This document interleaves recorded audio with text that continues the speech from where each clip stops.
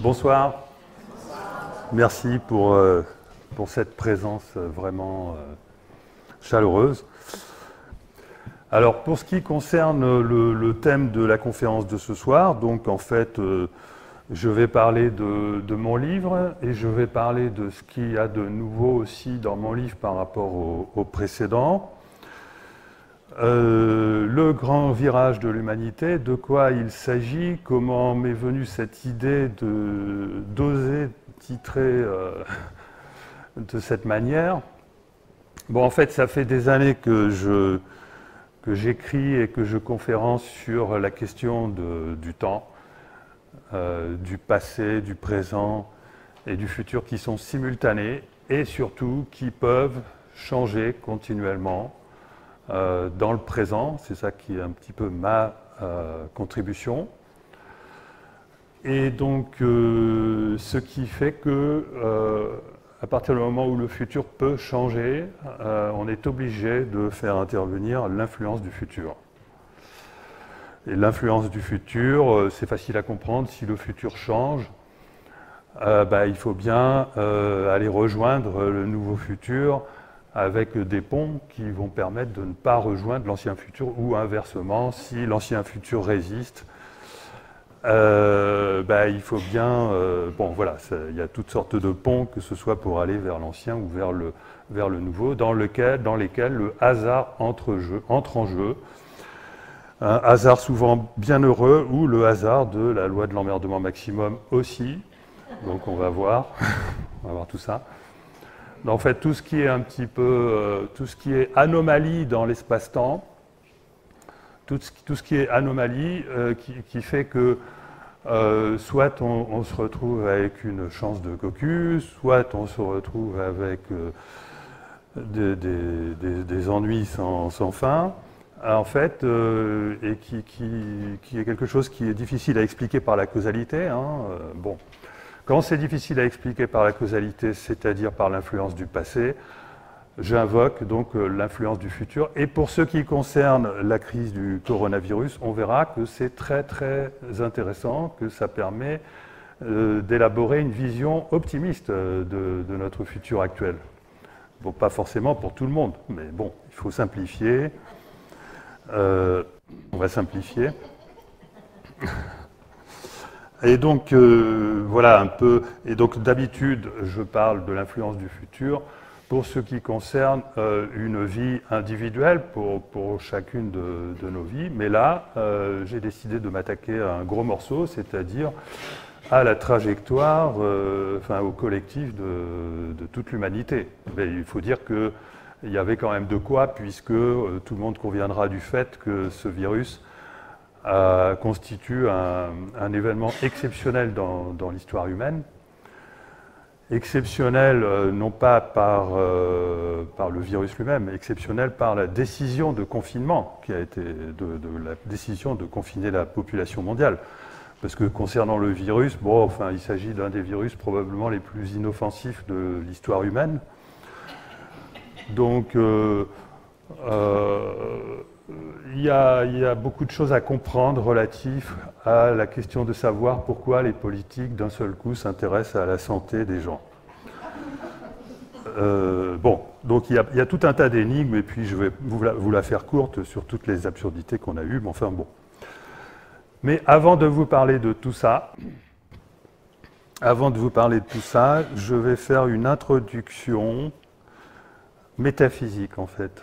En fait, c'est un peu la nouveauté que je voulais aborder ce soir. C'est-à-dire que normalement, en conférence, c'est vers la fin de la conférence que j'aborde les questions métaphysiques, les questions les plus vraiment concernant pas seulement la nature de la réalité, mais vraiment comment fonctionne l'univers, etc. Et vraiment des questions métaphysiques. Et là, j'ai décidé de les aborder au début. D'accord ? J'ai décidé de les aborder au début, donc, et pour vous aider, je vais donc... voilà, en fait, j'ai décidé de les aborder au début, au travers de ce qu'il y a de plus nouveau dans mon livre « Le grand virage de l'humanité ». Vous verrez comment c'est connecté à la crise. c'est la théorie de l'univers cyclique. Voilà. Combien il y en a d'entre vous qui pensent que l'univers est cyclique et qui comprennent ce que ça veut dire? Il y en a beaucoup? Est-ce que vous avez entendu parler, par exemple, de l'éternel retour de Nietzsche? Non, pas trop. En fait, c'est vrai que la théorie de l'univers cyclique, elle n'est pas tellement... elle commence à être scientifique. Hein. Alors, je vais vous donner les raisons qu'on a de penser que l'univers est cyclique dans la tradition. Hein, c'est d'abord dans le bouddhisme et dans l'hindouisme qu'on rencontre les théories de l'univers cyclique. Dans l'Advaita Vedanta, on est sur un univers cyclique. Dans beaucoup de traditions ésotériques, on a aussi le fameux symbole de l'Ouroboros, hein, le serpent qui se mord la queue et qui symbolise un univers cyclique. On a chez les Grecs le temps cyclique aion, et ça je vais vous en parler, c'est très très important. Et les autres temps, le temps habituel, le temps linéaire qu'on appelle chronos, le temps physique, hein, et le temps métaphysique ou le temps de l'opportunité qu'on appelle kéros. Et on verra que ce temps de l'opportunité, en fait, s'il se produit, c'est parce que nous sommes attirés via notre soi, par, on peut dire, une évolution de notre futur, un nouveau futur qui provient justement du nouveau cycle que notre soi souhaiterait nous faire vivre. Et c'est la raison pour laquelle notre soi gouvernerait le temps cyclique aion.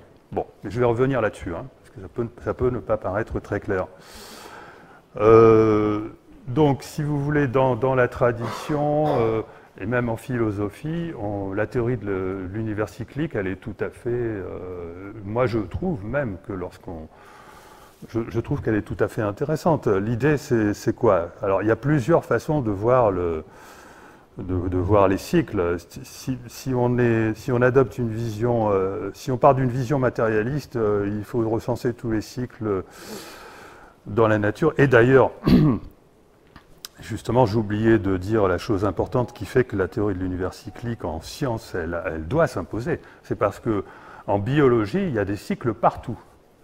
Et il y a un grand scientifique qui s'appelle William Rosten, qui est un grand scientifique, directeur de recherche émérite INSERM, je ne sais plus quel institut il dirige, etc., qui m'a fait l'honneur de me poser cette question en 2018 pendant un congrès qui a eu lieu à Nice qui était l'ère du temps. Il m'a posé cette question durant une table ronde. Philippe, toi en tant que physicien, j'aimerais te poser une question. Comment se fait-il qu'en biologie on observe des cycles partout alors qu'en physique on n'en observe nulle part? Et c'est vrai qu'en physique on n'observe pas de cycle. Pourquoi est-ce qu'on n'observe pas de cycle en physique? Enfin, pourquoi est-ce qu'on n'en observe pas? Si on voulait faire un effort, on en observerait. Ça permettrait de mieux comprendre le vivant, d'ailleurs. Parce qu'on pense que l'entropie augmente tout le temps, et en tout cas, on ne peut pas mettre en évidence des cycles dans un système de pensée et d'équations qui oblige à ce que l'entropie augmente tout le temps. L'entropie, c'est quoi? On va dire, c'est le désordre. Et donc, en physique, à l'heure actuelle, la physique étant incomplète, elle adopte cette idée que le désordre ne peut qu'augmenter dans la nature, et donc à ce moment-là, vous ne pouvez pas avoir un cycle qui vous fait revenir au même point parce que vous avez une dégradation qui est trop rapide, et donc les cycles ne peuvent pas se produire. Et je vais vous expliquer pourquoi c'est faux. Hein, en réalité, si on regarde bien, il y a des cycles partout dans la nature physique. Bon, il y a les cycles qu'on comprend bien, hein, les mouvements des planètes, mais vous allez voir que l'univers lui-même n'est pas issu d'un Big Bang, mais qu'on a affaire à un cycle. C'est de ça que j'aimerais vous parler. Alors, je ne sais pas si je dois vous expliquer pourquoi il ne faut pas adopter la mesure... Non, je vais le faire après. On va rester dans cette vision, pour l'instant, apparemment un peu matérialiste, mais très vite, je vais vous expliquer pourquoi on peut généraliser la vision cyclique de l'univers, y compris matériel. Pourquoi est-ce qu'on peut la généraliser à tout ce qui existe? en faisant intervenir la conscience. Mais pour l'instant, et donc comme je voulais introduire ce truc nouveau qui est de parler de l'univers cyclique, je m'étais préparé quand même cet après-midi, parce que ce matin je me suis levé, je me suis dit il faut que je parle de l'univers cyclique, et je l'ai paumé ce papier, j'ai passé mon temps à essayer de le reconstituer tout à l'heure. Donc je vous disais que je vous ai parlé de Nietzsche, du bouddhisme, etc., enfin des raisons de penser que l'univers est cyclique. Et avec aussi en biologie, les cycles en biologie. Il y a 5 autres raisons super intéressantes qui me sont apparues à moi beaucoup plus récemment. Enfin, la plus vieille, on va dire, c'est les dialogues avec l'ange.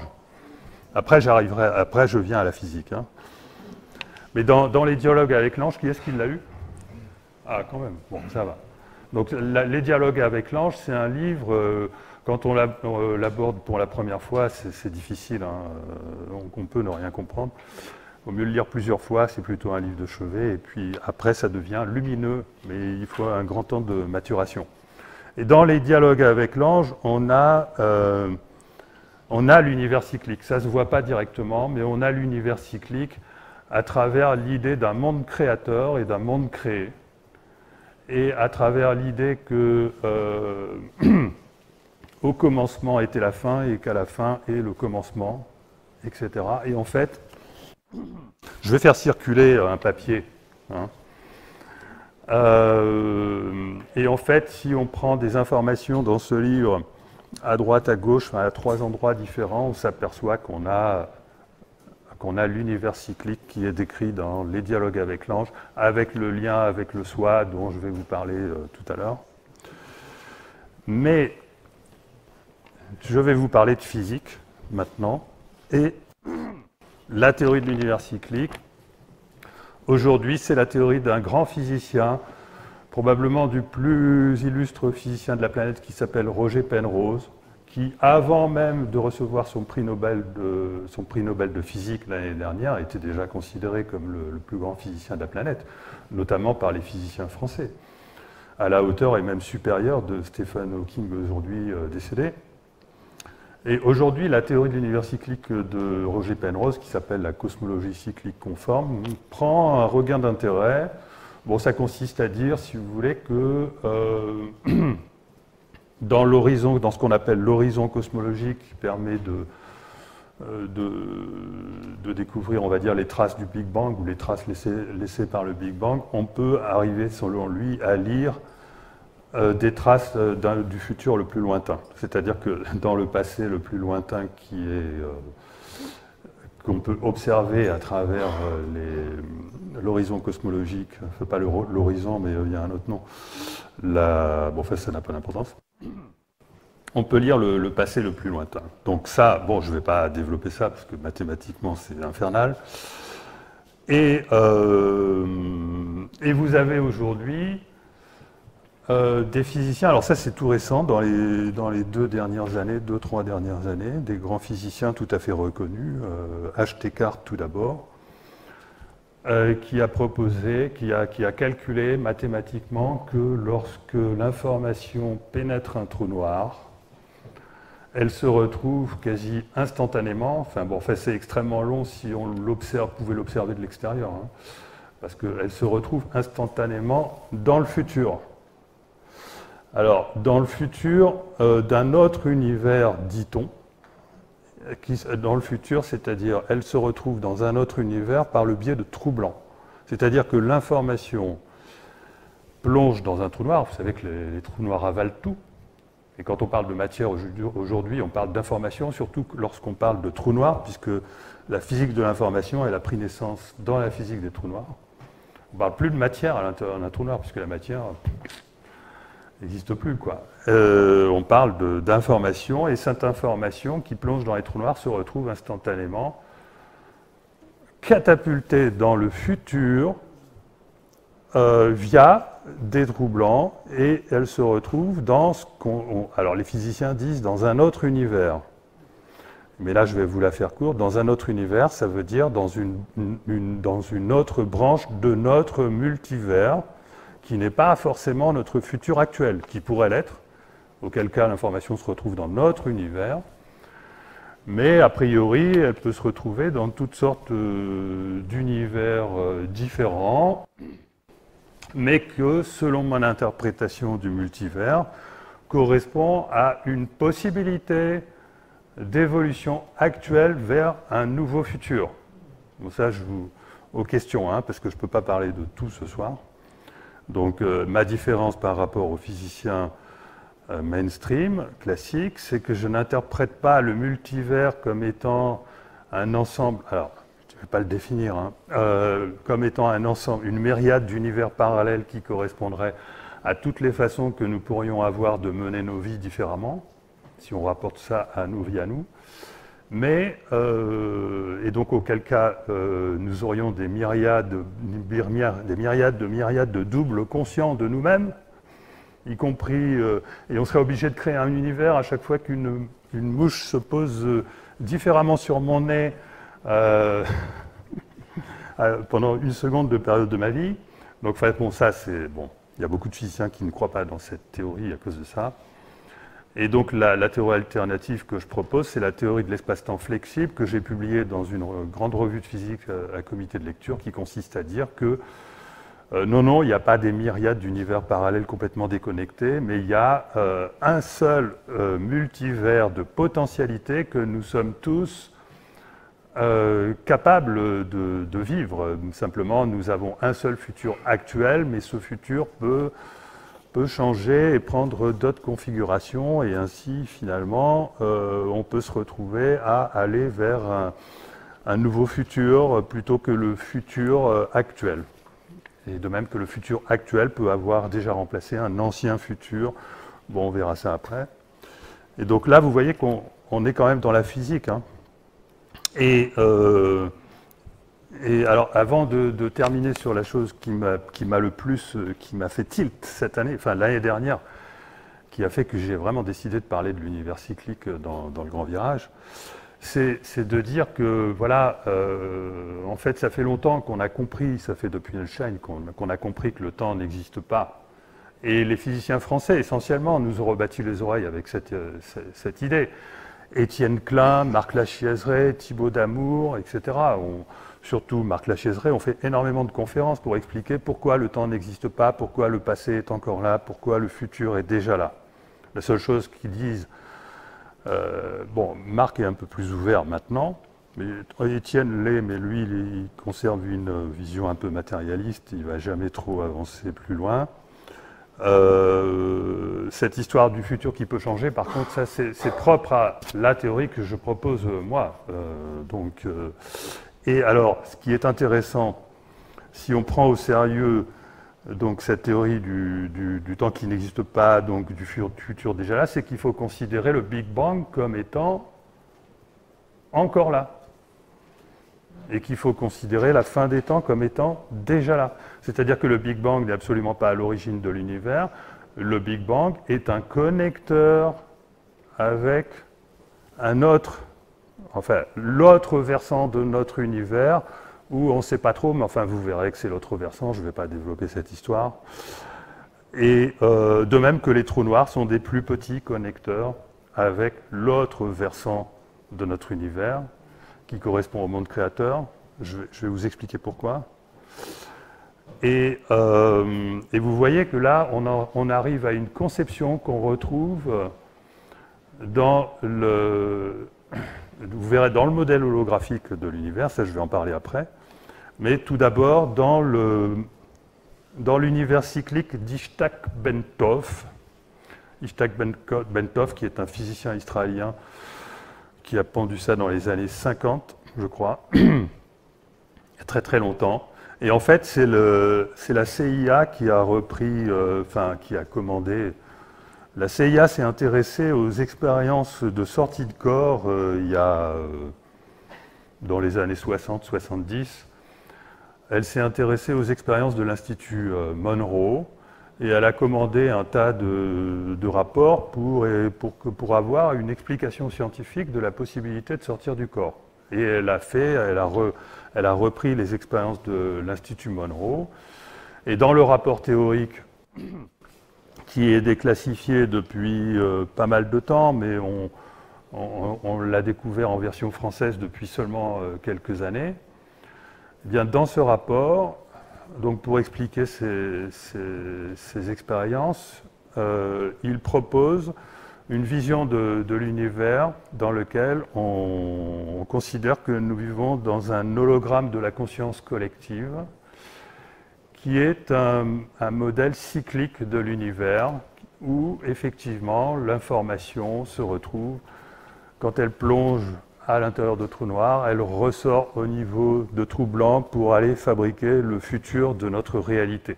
C'est-à-dire que le futur de notre univers, mais vous verrez que c'est vrai à toutes les échelles, hein, le futur de notre univers, il est déjà là. Et en fait, qu'est-ce qui se passe, c'est que... Donc là, il va falloir que je parle de la conscience maintenant. Non, mais j'ai pas fini. Bon, le futur de notre univers... Donc, qu'est-ce que je voulais dire là? Oui, si vous voulez, il faut considérer, mais ça je voulais en parler après, mais il faut considérer que, puisque le futur est déjà là, dire qu'on avance vers notre futur, il vaut mieux, c'est pas bon, il vaut mieux dire que le futur vient vers nous, descend vers nous, d'accord? C'est l'information du futur qui descend vers nous et ensuite elle descend dans le passé, c'est-à-dire que nous, nos vies consistent à créer notre passé, pas à créer notre futur. C'est le boulot de notre soi qui est de créer notre futur. Et elle est recyclée à l'intérieur des trous noirs dans l'autre versant de notre univers, où notre soi choisit, enfin, propose différentes possibilités de nouveaux futurs dont il espère que nous allons faire le choix. Et auquel cas, lorsqu'on a cette intuition, ou cette synchronicité qui nous oriente vers un nouveau futur, s'ouvre un trou blanc dans lequel l'information concernant ce nouveau futur passe. Bon. Et qu'est-ce qui corrobore ça? Là, je mélange beaucoup, hein, je mélange la physique avancée et, et des théories. Bon. Et qu'est-ce qui m'a fait tilter et être certain en 2020, parce que j'en ai parlé dans mon livre Le Pic de l'Esprit que j'ai écrit en 2017. J'en étais quasiment sûr de ça. Mais qu'est-ce qui a fait que j'en suis devenu certain en 2020? Eh bien, c'est que,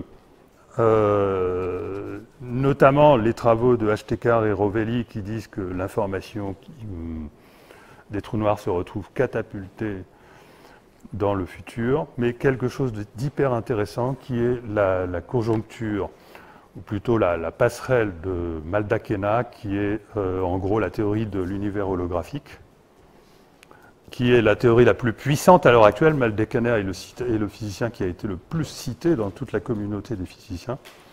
Et même Thibaut Damour se dit absolument fasciné par cette passerelle. Eh bien, cette passerelle, d'abord, elle inclut la théorie des cordes, donc elle nous propose un espace à 10 dimensions. Et ensuite, elle propose que ces 10 dimensions soient décomposées en 2 parties. 5 dimensions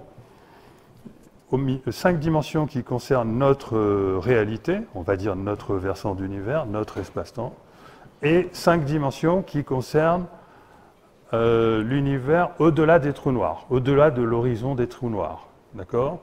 Et donc, qu'est-ce qui se passe, en fait? Il n'y a aucune la raison pour laquelle, justement, il faut des dimensions supplémentaires pour décrire l'horizon au-delà des trous noirs, c'est que cet horizon au-delà des trous noirs est complètement déconnecté de notre réalité. Il n'y a pas de déterminisme qui fait que l'information qui se trouverait au-delà des trous noirs ferait que... On ne peut pas aller considérer ce qui se passe au-delà des trous noirs comme étant des conditions initiales de notre univers. D'accord ? Il n'y a pas de déterminisme. Et donc, on est obligé de déconnecter. Donc, il y a 5 dimensions qui concernent notre réalité et qu'on est obligé de déconnecter des 5 dimensions qui décrivent l'horizon au-delà des trous noirs. Sauf que ces 5 dimensions, alors les physiciens se demandent, il y a un truc bizarre là, ça ne suffit pas pour décrire ce qui se passe de notre côté, parce qu'il subsiste un indéterminisme là, malgré que les équations soient déterministes. Et c'est là que je fais référence à mes travaux, puisque moi j'ai démontré, avec mes travaux de physique de l'information, qu'on a besoin non pas de 5 dimensions pour décrire notre réalité, mais on en a besoin de 10. On a besoin de 6 dimensions supplémentaires, enfin je dirais au moins 4 de plus, hein, pour décrire notre réalité dans notre espace-temps. On a besoin de 4 de plus. Or, avec la théorie de Maldacena, je ne les ai pas. Avec la conjecture holographique, je ne les ai pas. Mais si je dis j'ai raison, et si je dis Maldacena a raison, si je dis que le modèle holographique est juste, et que je dis que mon approche est juste, il n'y a qu'une seule manière de résoudre ce problème, c'est de dire que l'information qui se retrouve au-delà de l'horizon de trou noir se retrouve dans notre futur, et là c'est bon, le compte est bon. Et il y a une autre raison qui fait qu'on n'a même pas besoin d'invoquer mes travaux, mais là c'est un petit peu plus difficile à comprendre, c'est qu'en réalité, la physique dans notre univers, elle n'est pas déterministe, et qu'effectivement, si on veut décrire un univers déterministe, d'après les équations, parce que la théorie des cordes, elle est déterministe, et ben on est obligé d'aller se servir des dimensions supplémentaires au-delà de l'horizon des trous noirs pour décrire notre futur. Donc là aussi, si on veut retrouver la cohérence de la théorie des cordes qui se trouve à l'intérieur de ce modèle, eh bien, on est obligé de dire que les dimensions qui décrivent l'horizon au-delà des trous noirs, ce sont des dimensions qui décrivent notre futur, c'est-à-dire nos conditions finales. Et ça, c'est génial. Enfin, disons que je ne sais pas comment vous le faire sentir, comment je l'ai senti, mais voilà, j'ai trouvé ça génial. Et donc là, si vous voulez, j'ai voulu vous faire part de 5 raisons additionnelles. 5 raisons qu'on ne connaît pas, hein, donc l'œuf cosmique, les dialogues avec l'ange, mais aussi trois approches de la nouvelle physique qui nous font penser qu'aujourd'hui, et qui même, si on utilise la logique, si on dit on accepte ça, on n'accepte pas, ben, il n'y a pas à tortiller, on est forcément dans un univers cyclique. Et c'est là que maintenant la conscience va intervenir, parce que, évidemment, ce n'est pas un hologramme physique, cet univers cyclique, ce n'est pas un hologramme physique. On se retrouverait dans une espèce de théorie de la simulation. Il faudrait expliquer pourquoi cette simulation, d'où elle sort cette simulation. Est-ce qu'elle ne serait pas elle-même une simulation voilà. Enfin, ceux qui nous simulent sauraient... Enfin bon, vous comprenez. Enfin bon. Donc non, si on parle par contre d'un hologramme de la conscience, c'est-à-dire que c'est la conscience qui produit nos sensations d'espace, de temps et de matière, et que l'espace, le temps et la matière n'existent pas, on le comprend, cet hologramme. Et non seulement on le comprend, mais en plus on comprend que, vu que c'est la conscience qui produit ces cycles, et donc c'est la conscience du plus grand organisme de l'univers qui produit le cycle au-delà qui passe par les trous noirs et le Big Bang, ben oui, mais en fait, ce plus grand exemple se généralise aisément à toutes les échelles, parce que de toute façon, il est évident que si on veut expliquer les cycles en biologie, et même en physique, eh ben, il faut justement faire appel à ce genre de choses, parce que si c'est la conscience qui crée effectivement l'évolution, eh bien il faut retrouver ce mécanisme d'univers cyclique. Il faut aller le chercher à toutes les échelles. Et si on dit ce qui est en bas est comme ce qui est en haut, c'est effectivement à toutes les échelles qu'on va le retrouver. Aujourd'hui, il y a des théories qui vous montrent, là j'aimerais avoir les 2 mains libres, mais bon, je vais le faire avec une seule main, c'est que voilà, l'information qui nous vient du futur, elle repart comme ça, et puis hop, elle remonte, et hop, elle redescend. Et ce sont des cycles différents à chaque fois, parce qu'on n'est pas obligé de se saisir. En réalité, nous vivons dans un multivers dans notre espace-temps, mais il y a un autre multivers de l'autre côté. Là, je vais faire circuler une feuille, une illustration, parce que là, vraiment, sans illustration, c'est juste pas possible. Je vais faire circuler une illustration qui va bien vous faire comprendre cette histoire. J'en ai une vingtaine. Voilà, j'en ai une vingtaine, donc bah, vous vous débrouillez. Vous pouvez les garder. Et donc, voilà, si vous voulez, on retrouve tout dans cette illustration, c'est-à-dire on retrouve l'idée que de l'autre côté de l'univers, dans notre autre versant, puisque c'est une sorte d'univers miroir, ça ressemble beaucoup à ce qui se passe ici, sauf que la physique est complètement différente, parce qu'on est complètement hors du temps dans l'autre versant. On va dire, là, on est dans l'au-delà, d'accord? Et eh bien, il y a un multivers de potentialités, qui sont tout simplement toutes les potentialités qui ont été recyclées par le passé, et qui restent là-bas ad vitam aeternam. Et de même que nous sommes en train de perpétuellement créer notre passé en faisant nos choix, on peut imaginer qu'une autre partie de nous-mêmes fasse perpétuellement des choix de l'autre côté, et qui soient des choix relatifs à notre futur. Voilà. Et donc, on se retrouve à ce moment-là dans une théorie de l'univers global qui nous permet de resituer un petit peu notre réalité dans une vision très étendue de la réalité qui consiste à faire appel à des vies simultanées, à des vies rejouées et à des vies, comment j'appelle ça autrement, c'est-à-dire qu'on peut envisager toutes les formes d'incarnation possibles, en fait. On peut envisager que... Bon, enfin non, je ne vais pas rentrer maintenant, parce que là, il faut que je parle de... Oui, je vais... Non, parce que là, je suis en train de m'étendre sur un truc qui me passionne.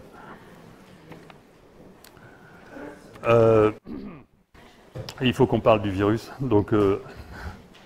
Voilà, c'est important quand même que j'explique pourquoi ce modèle holographique de la conscience, c'est comme ça qu'il faut l'interpréter, que c'est la conscience qui crée l'univers. La physique, en fait, la physique et toutes sortes d'observations. Là, j'ai noté 10 preuves, 10 indices en tout cas, que l'espace est une projection de la conscience. C'est-à-dire que l'espace, c'est la conscience. L'espace n'existe pas en dehors de la conscience. On nous a induits dans l'erreur, dans notre éducation, depuis les siècles, en nous disant qu'il existe un espace à l'intérieur duquel il y a des objets, et certains de ces objets sont des cerveaux, et ces cerveaux créent la conscience. Donc on a mis aux confins l'espace et la conscience. Et en fait, c'est complètement irrationnel, parce que vous avez besoin de supposer que l'espace existe. Or, il n'y a aucune raison que l'espace existe. Je vous expliquerai pourquoi. Vous avez besoin de supposer que la matière existe. Or, vous verrez que la matière n'existe pas. Et vous avez besoin de supposer que parmi cette matière, il y a une espèce de cerveau qui se formait, on ne sait pas comment, alors que l'entropie devrait diminuer, et qui en plus créerait de la conscience, qui est de l'ordre de la pensée magique. C'est-à-dire que l'idée que le cerveau qui se trouve dans un espace de matière produit la conscience, c'est déjà dès l'origine de la pensée magique. D'accord ? Souvent les scientifiques disent ah mais nous on est cartésiens, on est rationnels, on est scientifiques, nous la pensée magique c'est pas notre truc. Les scientifiques sont dans la pensée magique. D'accord ? Demandez aux philosophes. Avant, on avait des scientifiques plus intelligents parce qu'ils ne s'étaient pas déconnectés de la philosophie, et on avait des philosophes plus intelligents parce que c'était des philosophes idéalistes qui avaient naturellement compris que, évidemment, que l'espace est lié à la conscience. D'accord ? Et alors, si on dit que l'espace c'est la conscience, alors maintenant tout devient clair. Tout devient clair. Et donc, à ce moment-là, on fait appel à un univers d'informations. Alors, je vais y venir. Quels sont les indices que l'espace, c'est la conscience, ou une projection de la conscience, si vous voulez? La flexibilité de l'espace-temps qui relie gravité quantique et conscience, je ne vais pas vous la faire. Les synchronicités qui relient sans causalité les événements et la conscience. Oui, ça, je l'ai changé ce matin, mais bon, j'ai l'ancienne version, c'est dommage. La théorie de la conscience quantique de Roger Penrose, les 6 bugs de l'espace. L'espace est courbé, il est troué, il est pixelisé, il est en vibration, il est non local également temporellement. Bon. La matière, c'est du vide, et lorsqu'on zoome sur ce vide, on l'a réduit à des vibrations dans différentes théories. Donc le modèle holographique, évidemment, mais aussi les témoignages d'expériences de mort imminente. Les expérienceurs le disent eux-mêmes, qu'ils ont la sensation d'être l'espace, d'être l'objet perçu. Oui, les voyages chamaniques qui font complètement fi des distances intersidérales. Ouais, je vais quand même en parler. Les ovnis, dont j'ai compris pourquoi ils étaient pilotés par la conscience et qui aujourd'hui sont reconnus comme étant des phénomènes réels. Des phénomènes réels. On ne sait pas si c'est extraterrestre ou... Enfin, l'option, c'est de dire soit c'est extraterrestre, soit c'est pas les Américains qui ont développé cette technologie, mais les Chinois et les Russes. Or, le problème, c'est que ces technologies, elles existent depuis des décennies. Vous savez, les engins qui ont une accélération fulgurante et qui sont capables de faire des angles à 90 degrés, enfin, de rentrer dans l'eau avec la même vitesse dans l'eau que dans l'air, enfin, tous ces machins-là. Leur existence est aujourd'hui reconnue officiellement à travers le rapport du Pentagone, enfin, il y a déjà eu des rapports déjà depuis plusieurs années, qui est sorti il y a une dizaine de jours. Et la meilleure interprétation qui est reconnue, hein, c'est justement qu'il y a une technologie derrière. Et alors évidemment, ils n'expliquent pas la technologie. Maintenant, si vous voulez comprendre la technologie, bon, j'ai écrit, je l'ai résumé dans mon livre Le Grand Virage, mais j'ai écrit pas loin de 100 pages dans le livre OVNI et Conscience, qui vous donne mon point de vue sur cette affaire. Et donc, je vous dis ça parce que moi, c'est lorsque j'ai compris que les ovnis étaient pilotés par la conscience que j'ai tout compris. Parce qu'au départ, je m'intéressais qu'aux synchronicités. Et puis Jacques Vallée, le plus grand ufologue, enfin il n'est pas ufologue, mondial, celui qui a conseillé Steven Spielberg dans Rencontre du troisième type, est venu me voir, il a assisté à une de mes conférences, on a discuté, etc. Je n'ai pas tout compris au départ. Et c'est lui qui m'a fait gamberger là-dessus, et j'ai pas tout compris, j'ai pas compris. Et après, en faisant le rapport avec l'expérience de mort imminente et le chamanisme, là, j'ai tout compris. Et pour moi, c'est le truc, c'est le coup de tampon 100% qui valide le fait que c'est la conscience qui est première et non pas la matière. Et ça vient des ovnis. Voilà. Alors, mais aussi, tout simplement, c'est dans le bouddhisme, hein, notre réalité est une illusion. C'est la caverne de Platon. Donc, je veux dire, on a compris ça depuis des lustres. Des films comme Matrix nous l'ont rappelé. C'est-à-dire que Matrix nous permet de comprendre qu'on n'a absolument pas besoin que la réalité soit réelle pour vivre une réalité qui donne l'impression d'être réelle. La réalité augmentée, les lunettes de réalité augmentée nous donnent déjà cette sensation. Donc, si vous voulez, on n'a pas besoin que la réalité soit réelle. On a juste besoin que la conscience soit réelle et nous fasse vivre une réalité qui est reconstruite par la conscience à partir d'un multivers d'informations. Et cette conscience, si vous voulez, comment dire, c'est elle qui crée l'espace, le temps et la matière. C'est vachement intéressant à savoir que la matière est une propriété de la conscience. Parce que ça veut dire que dans l'au-delà, tout est matériel. D'accord ? Et on ne comprend bien ça que lorsqu'on s'intéresse au phénomène. Mais bon, là, c'est vrai qu'il faut faire attention parce qu'il y a tout et n'importe quoi. Mon phénomène préféré. Bon, maintenant, bon, je vous fais pas les... Voilà, donc c'est dans maintenant qu'on a revu, qu'on a passé en revue une nouvelle façon de voir notre réalité, on peut mieux comprendre qu'est-ce qui se passe au niveau du coronavirus.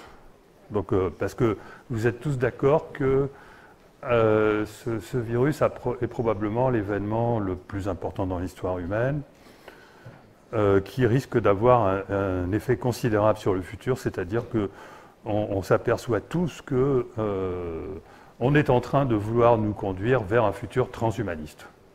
D'accord ? Enfin, vous l'avez remarqué. Voilà. On veut nous vacciner de force, tout d'un coup on se retrouve vivre en dictature alors qu'on croyait vivre en démocratie. On oublie complètement l'effet placebo, l'effet nocebo, les traitements, enfin bon, je vous la fais courte. On oublie complètement que l'homme n'est pas censé, rien n'est prouvé scientifiquement concernant l'idée que l'homme serait une machine biologique. Ça, c'est ce qu'on nous a appris à l'école il y a quelques décennies, mais c'est fini, c'est terminé ça. Simplement, les entreprises et les multinationales qui se sont construites sur cette idée, aujourd'hui, elles sont en train de nous mettre sous leur emprise matérialiste et on oublie complètement que l'homme n'est pas une machine biologique. Alors, quand on pensait que l'homme était une machine biologique, et comme on a pensé ça pendant des siècles, hein, depuis le XVIIe siècle, le mécanicisme, et ensuite le machinisme, etc., il était normal qu'on se soit construit un avenir où on devenait nous-mêmes des machines, puisqu'on pense que l'homme est une machine. Aujourd'hui, les transhumanistes, pourquoi il y a des transhumanistes ?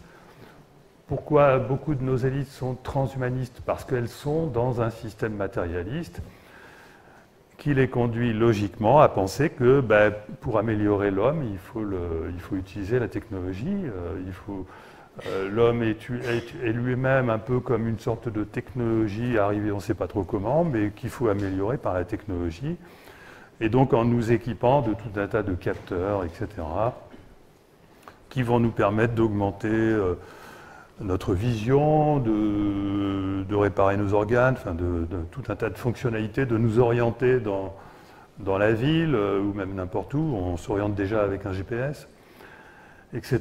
Et puis plus tard, ça se traduit par l'intrusion de technologies à l'intérieur du cerveau et qui ne choquent pas les transhumanistes. C'est normal, ils n'ont pas ironie complètement, c'est l'idée de l'existence de l'âme, par exemple. Alors que l'existence de l'âme découle de la théorie de l'univers cyclique, entre autres. Et donc, on comprendra que nous avions un ancien futur qui est transhumain.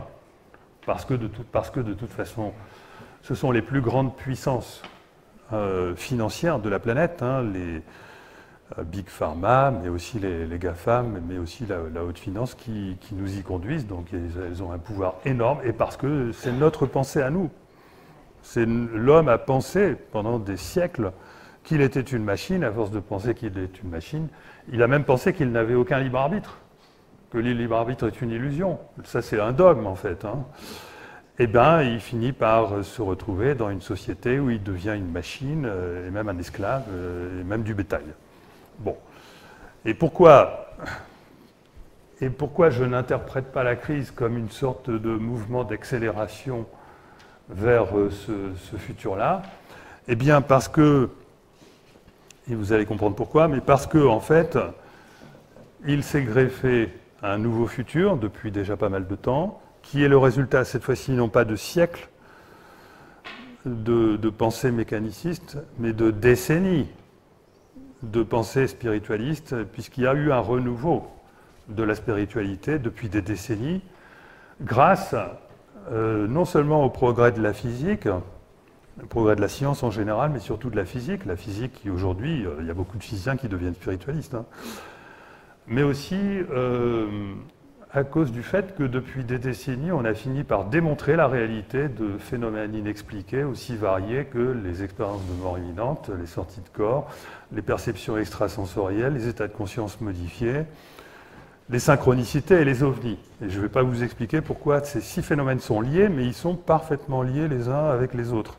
C'est-à-dire que vous pouvez comprendre ces 6 phénomènes avec le même modèle de physique de la conscience dont j'ai déjà parlé dans mon livre La physique de la conscience. Et évidemment, il y a eu un déni de tout ça. Il y a eu un déni des ovnis, mais maintenant, on reconnaît. Il y a eu un déni des expériences de mort imminente. Moi-même, j'ai mis 20 ou 30 ans avant d'accepter de lire le livre de Moody, La vie après la vie. Il m'a fallu... j'étais un sacré matérialiste à l'époque. Je ne pouvais pas rentrer dans un rayon ésotérique. Et donc, si vous voulez, il a fallu du temps, beaucoup d'assimilation pour comprendre que derrière pas mal de phénomènes parapsychologiques, il y a une réalité qui est démontrée par des publications scientifiques, pour comprendre que les perceptions extrasensorielles sont démontrées par des publications scientifiques, mais aussi par toutes les investigations de la CIA, etc., pour comprendre que Enfin voilà, aujourd'hui, il y a trop de phénomènes, mais il en suffit d'un seul, hein, qui sont avérés pour que ça n'ait pas engendré dans le public, chez les plus instruits ou les plus intelligents d'entre nous, un changement complet de vision de la réalité. Et comme c'est la conscience collective qui crée le futur, ça nous a engendré un nouveau futur qui correspond à notre véritable nature humaine. C'est-à-dire qui correspond au fait que l'humain, ça y est, il a maintenant véritablement commencé à comprendre la véritable nature de la réalité et la véritable nature de ce qu'est l'humain. Et donc, il y a encore du chemin à faire. Mais cette compréhension fait qu'on ne peut plus aller où ces gens-là, nous, ne pouvons plus aller vers le futur transhumaniste parce qu'on ne peut pas accepter cette idée d'être considérés comme des machines alors qu'on a compris que c'était une erreur. Nous avions fait une erreur. C'est le résultat d'une erreur. Le transhumanisme est le résultat d'une erreur. Alors pourquoi je suis aussi certain de ça? Eh bien c'est parce que lorsque le futur bascule d'un ancien futur vers un nouveau futur, ça se fait en 3 phases. La première phase, c'est une série de synchronicités. Bon, alors là, on va plutôt parler de coïncidence, parce que synchronicité, c'est une coïncidence qui est vécue en conscience. Là, on pourrait dire ça au niveau de l'humanité, mais on va en parler. Vous allez voir que ce sont des coïncidences. Donc, il y a d'abord des coïncidences, une série de coïncidences, impossibles à expliquer par le hasard, qui vous emmènent vers une grande décision. Ça peut être, par exemple, les coïncidences vous ont emmené à découvrir la maison de vos rêves, ou le partenaire de vos rêves, ou le boulot de vos rêves, d'accord? Ça s'appelle la magie de la vie, ou la chance, tout simplement. Et la grande décision, c'est de prendre ce boulot, c'est de ce partenaire, c'est cette maison, etc. Parce que ça va vous changer la vie. Ça vous change la vie, ça change effectivement la vie. Et il peut se produire qu'à partir de là, il y a une résistance de l'ancien futur qui va faire que, à chaque fois que, il se passe des choses bizarres, il se passe des choses irrationnelles, lorsque vous allez signer ou lorsque vous êtes en train lorsque vous êtes sur le point de signer un contrat avec un gros client, par exemple, c'est là que tout va se mettre à merder au niveau de la démonstration de votre produit, par exemple, ou c'est là que vous allez tomber en panne sur l'autoroute, comme ça m'est arrivé le jour même où vous devez signer justement ce changement. Et donc, si vous voulez, il y a tout un tas de défaillances, si vous voulez, qui peuvent survenir à la suite d'un grand changement dans la vie que j'attribue à la résistance d'un ancien futur. C'est-à-dire que lorsque vous êtes en train de réaliser quelque chose qui crée brutalement un nouveau futur, il est tout à fait logique que l'ancien qui contient encore... Et surtout si nous sommes sous-déterminés. C'est-à-dire surtout si on a encore des doutes. C'est-à-dire si on n'est pas encore totalement sûr, si on n'est pas suffisamment déterminé par le choix qu'on fait, c'est à ce moment-là que l'ancien futur, vous lui redonnez de l'énergie et il se met à résister et il vous arrive que des emmerdes. D'accord? Et donc ça, c'est la 3e phase, la phase des défaillances, des emmerdes, etc. Et on a ces 3 phases dans le cas de la crise du coronavirus.